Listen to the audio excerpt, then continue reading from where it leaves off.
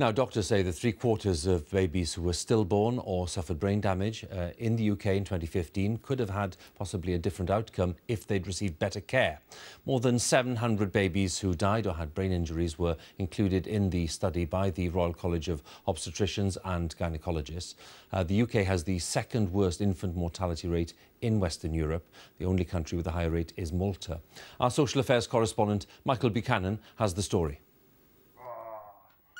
I'm not comparing Ella to Maddie, but we always wonder, you know, what colour eyes Madison would have, because we never saw her with her open eyes, have we? Ella and Alfie never met their older sister Madison. 10 days overdue, in February 2013, Katie went to hospital for a planned induction. When she got there, however, the labour ward was full and she was put in a side room. They checked and they said I was just about 2 centimetres, but they had to wait for a bed to come available to do the pop in the waters, and no bed came available, did it, until we found out Madison passed away. Staff at the Royal Shrewsbury Hospital wouldn't break Katie's waters in the side room, saying there was a risk of infection.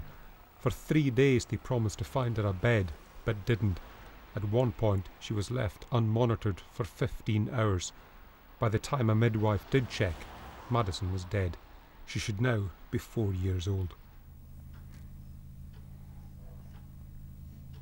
She got a niece about the same, same age as Maddie as well, so it's tough that way for her as well, you know. Seeing little Mia go off to school and starting all the little school uniform, it's, you know, we can see Madison doing the same thing. The Shrewsbury and Telford Trust has apologised and said practices were changed, but Madison Jackson is one of at least 9 avoidable baby deaths at the Trust over a 3-year period. The Health Secretary has ordered a review. This local scandal is part of a national shame. Hundreds of babies each year could be saved or protected from harm, says today's report, if maternity services were improved.